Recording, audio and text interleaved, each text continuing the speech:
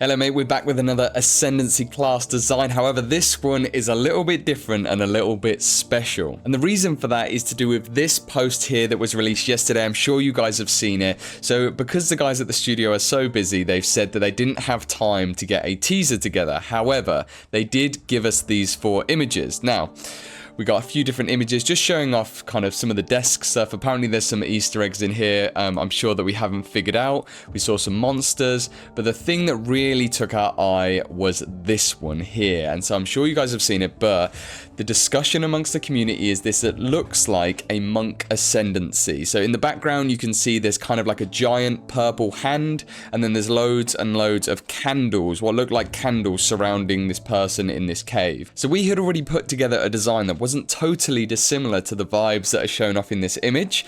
So with a quick change of artwork, our 22nd Ascendancy design for PoE 2 is going to be the Disciple.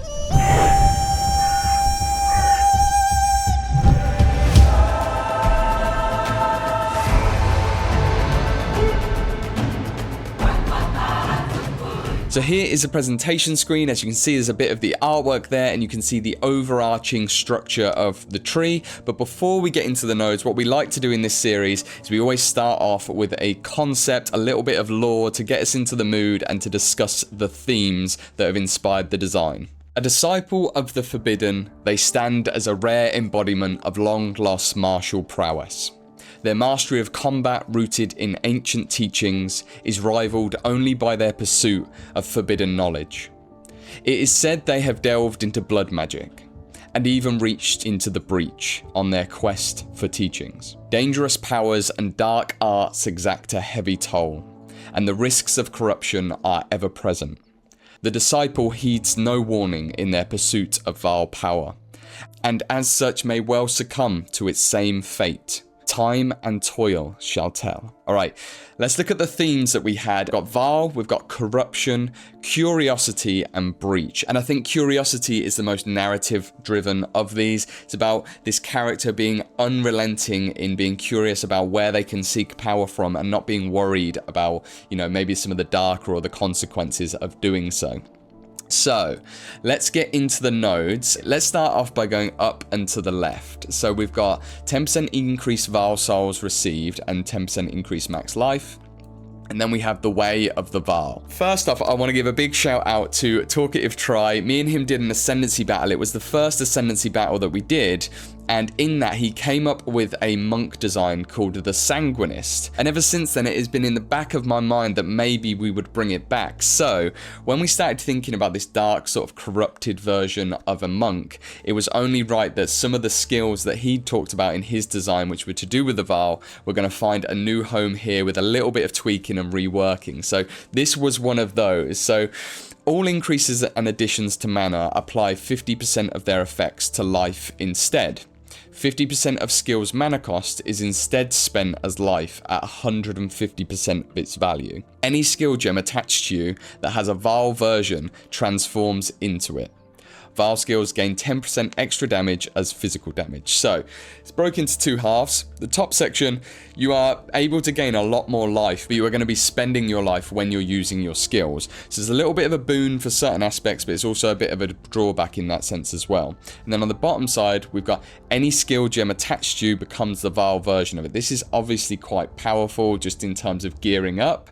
Obviously later in the game, this wouldn't necessarily be a massive issue, but one of the things that I thought might be available to something like this is, imagine if there were Vaal versions of certain skill gems that were only available through this Ascendancy, and it wouldn't have to be every skill gem, but I thought that could be a fun little thing for the community to discover perhaps, and then we just get a little bit of extra damage. So before we go up to the top of this for the tier 2, there's also another alternate route that you can take, and this isn't a duo node, so you can take both of these, but for this one you get the same Vaal souls and max life, and then we've got Sacrifice of the Vaal. Big throwback to Sacrifice of the Vaal patch, but all charges gained are instead gained as Vaal charges. Vaal charges can be consumed to use Vaal skills, and each Vaal charge is worth 20 Vaal souls. So this is a radically different way of spending your charges. We know that they want us to use our charges in PoE2 as spenders, and they're going to be these kind of like, you know, powering up our skills to give them very powerful effects. We've seen that with the lightning strike from the monk gameplay. This gives you Vaal souls instead. It's a pretty unique way of gaining more Vaal souls and building those up. So I thought that was a fun way of playing into this with PoE2's design. And then we get to the top, and it's a duo node. So if you are new to the series, a duo node is essentially, we saw these in ExileCon in 2019. You can pick one of these and it locks out the other one. We've also done this with trio nodes, but the idea is you can make exclusive options available and offer similar things that are just quite thematically different. So, Atziri's Gift, the Queen will return. Whenever you use a Vaal skill, there is a 25% chance for an apparition of Atziri to appear and cast her cascade of flame blasts.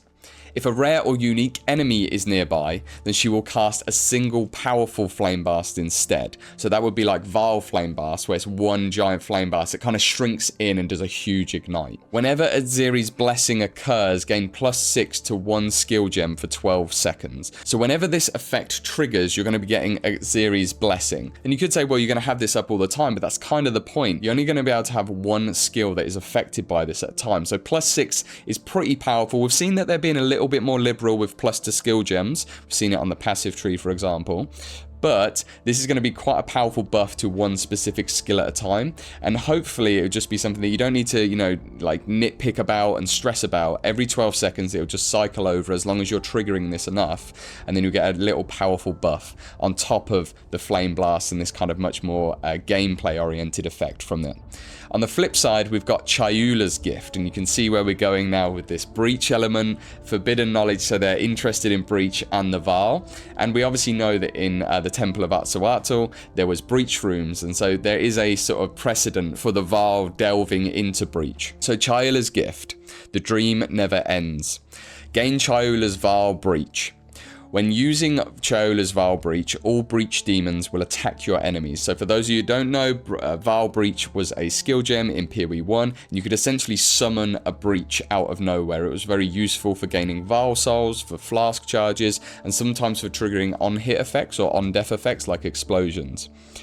You can still kill them, and they are not considered allies or minions. So they won't benefit from minion or ally buffs, they won't benefit from auras, but you can kill them. So you can leave them to kill the enemy, or you can all be zerging down the enemy together, but whilst you're attacking, you will be killing them off as well, gaining you Vaal charges, Vaal souls, and flasks.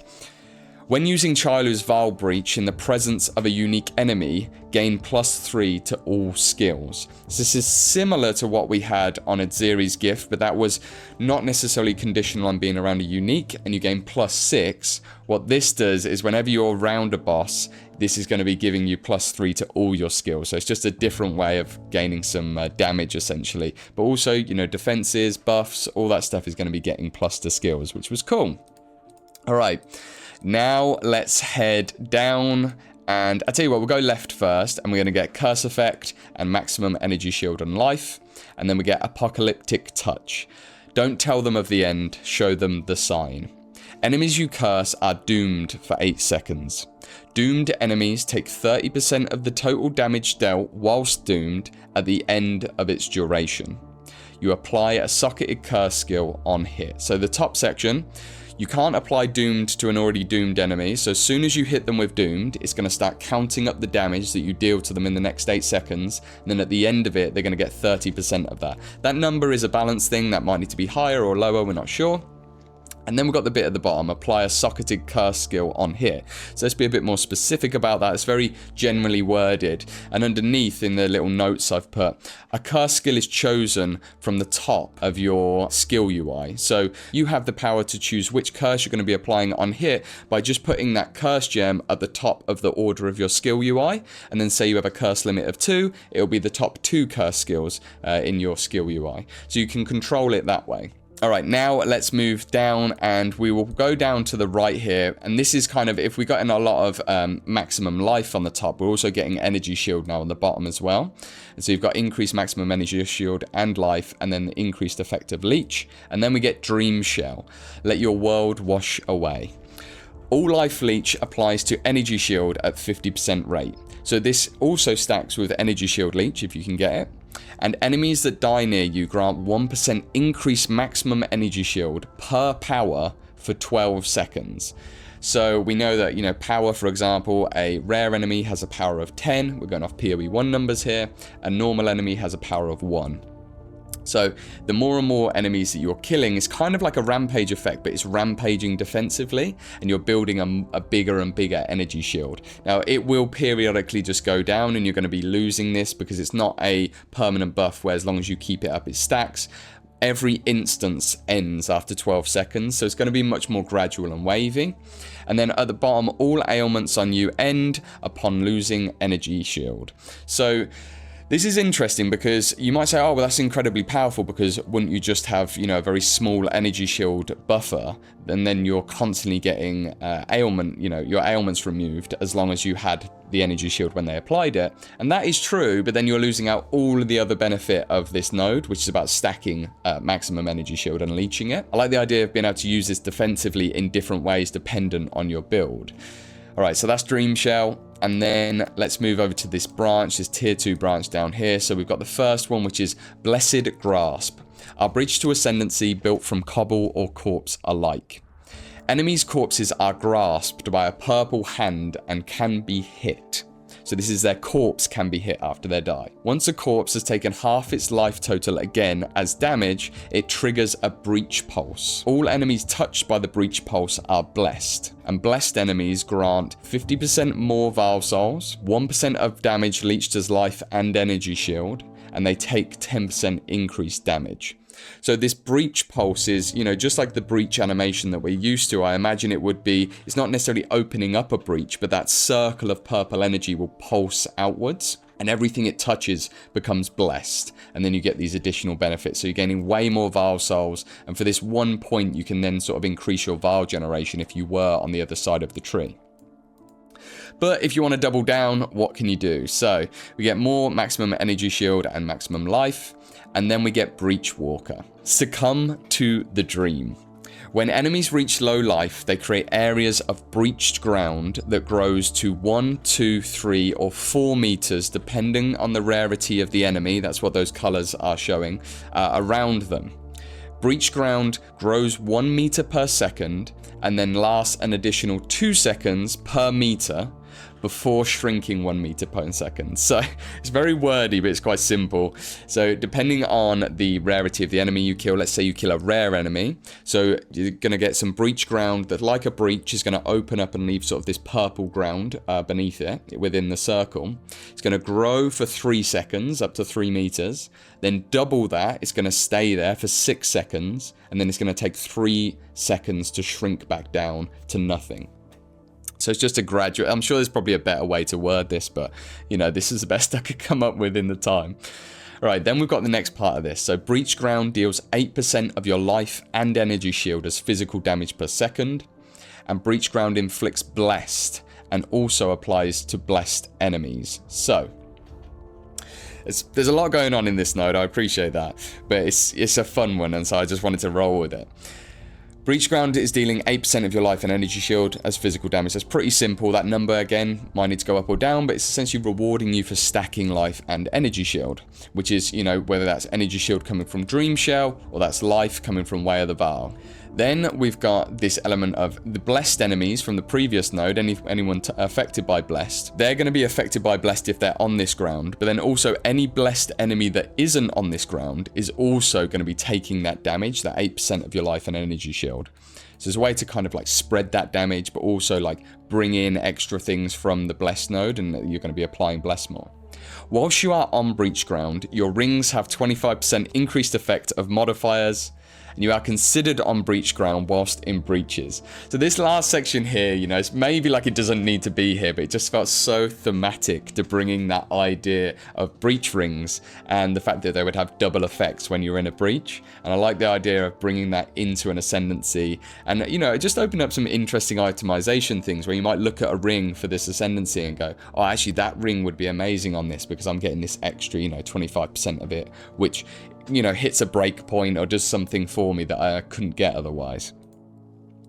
All right, now we're onto the last sort of branch, the last 2 nodes, and we'll start with the tier 1. So you're getting increased Vaal souls and attributes, and then Disciple of Virtue. You gain the Disciple of Virtue meta skill. Socketed gems become unusable virtue gems, and for each socketed gem, you gain the following effects. So a meta skill is a skill that we can put skills into. And so you gain the Disciple of Virtue meta skill. So that's up in your skill UI. You just get that automatically. And then every time you socket a different type of strength, intelligence, or agility gem into it, it becomes like a sort of different form of that gem. It loses all its properties and it just becomes a virtue gem and grants different benefits. So strength gems grant 10% increased maximum life, 10% reduced life regeneration and life leech. You'll notice the theme here. 1 give, 1 take away. You get dexterity gems grant 10% increased mana and 10% increased cost of skills. So the cost of skills is also going to be affecting Vaal cost and things like that. And then intelligence gems grant 10% increased maximum energy shield, 10% slower start of energy shield recharge, and 5% slower energy shield recharge rate. Gain 1 support socket per corrupted item you are wearing. So this is for GGGs to decide, but I think this could be interesting if you could create a socketed gem here that has more than 5 potential sockets. So we have, what, 11 gear pieces. And so you can imagine that you could have up to 11 sockets. And if you wanted to, you could stack this to the moon. But you're getting so much of these downsides that you would have to find a way to mitigate. Now, this also could just be a 5-socket, traditional gem. It fits in the UI nicely. It would all be, nice and easy to implement that way. And it would still be pretty powerful. So that's a balancing thing for them to decide. Yeah, I thought this was really fun. Going all the way back to the idea of how the Vaal civilization used to actually put put virtue gems in their body. They hadn't quite figured out that they could just put them in their items yet in PoE lore. So yeah, that's bringing that old technique back and gaining some of the downsides and the strengths of that. And then, last but not least, we have Vaal Souls and increased effect of Leech, and then we have Disciple of Calamity. They will witness the beautiful moment of Calamity. Gain the Vaal buff skill, Calamitous. So this is a new skill, it's a Vaal skill, so it uses souls in order to activate it, and it's a buff skill. We saw that they've added a type of gem called buff skills into the game now. While Calamitous breach demons periodically appear. How many, how often, that's kind of, that's just in the balancing phase. But, it'd just be a fun thing. Imagine that whilst you're in this state, once you've activated this buff, then you're going to get random breach demons sort of appearing. Calamitous grants all melee attacks teleport you to the target. And there's a 1-second cooldown on that, so it doesn't get crazy. All hits repeat 3 seconds after you use them. Onslaught, and 20% of Leech is instant. So I'm pretty sure they're going to be quite tight with instant Leech, especially at the beginning of PoE 2, because it's such a crazy runaway mechanic. But I thought if there's no other Ascendancy that we've put this on, and I thought it'd be really fun. It felt very thematic for this. And this is a very hard to maintain buff, kind of like Berserk. So the bottom section explains this. Calamitous drains 12 souls per second, increasing by 10% per second. So after 10 seconds, it's a 100% increase effect. It'll be draining 24 souls, 36 after that, right? Whilst active, 50% of Vaal Souls gained are added to Calamitous. So you can still gain Vaal Souls, then half of them are going to be added to your skills, and half of them are going to be added to Calamitous whilst you have it active. And then Vaal charges are consumed automatically by Calamitous. So the Vaal charges from this node here, the Sacrifice of the Vaal, these are, anytime you get them, they're going to automatically be consumed whilst this is active. And so you will be able to get, potentially quite a high uptime on this if you invest into it, and you're getting some really powerful effects here. But eventually it's always going to end, right? You can't maintain this forever, and it's kind of going to leave you pretty drained in terms of, you're not going to have tons and tons of Vaal Souls because half of them were fueling it, and you're going to, have no charges if you did pick Sacrifice of the Vaal. Alright, so that is the kit for the Disciple. I mean, this was just like a really fun one because this came out yesterday, and as soon as it came out, I was like, oh my god, this fits this so well. So I just scrambled today to get all the artwork done, refine all the nodes, get all the flavor text done and all that sort of stuff, and then update the artwork and do something that, you know, felt like it was at least within the ballpark of what they were showing in that over-shoulder shot from the office. So yeah, let me know what you think about this. This was fun, and it's just starting to feel very real. Like, just seeing that teaser and everyone going, oh my god, is this Ascendancy? Like, it all of a sudden just, you know, we've been making these, we've made 22 of these so far, we're gonna do 36, so we're releasing one basically every day, up until early access. And yeah, it's like, it all just felt like a weird mesh of like, for so long we've been thinking about this, and then there was something real in front of us. So yeah, massive hype moment. I did actually see someone say something interesting that I don't necessarily believe myself. I do think it's like an Ascendancy artwork thing. However, I saw someone on Reddit say that, what if that was just like an image of how you ascend? And they were saying that it kind of looked like the area where you fight the Titan in the PoE footage that we've seen. You know, these like huge staglamites and like this kind of dark rocky terrain, very red. And you can imagine that maybe that's like a Titan's hand, right? And he's sitting on the kind of platform in which you fight the Titan. And I thought, okay, like, yeah, that could 100% be the case. And so then he went on to say that, oh, well, maybe this is like, you fight the Titan, and then maybe you have to do something, or that's the start of one of the ways in which you ascend. We know that they've said that there's going to be a way to ascend in Acts 3, 4, and 5, or 2, 3, and 4, and then into the end game. I'm trying to remember what was said in the interview, but basically you're going to be getting in each of the acts a way to ascend. And so yeah, I don't know, that was like a very different look at it. I don't necessarily believe it myself. I think it's much more likely to be Ascendancy art, but yeah, fun idea at least. All right, we have got a ton more of these to do, so I'm going to get straight off of this one and get stuck into another one. So look forward to that, but I hope you enjoyed this. Friends, exiles, I will see you in the next one. Ta-da.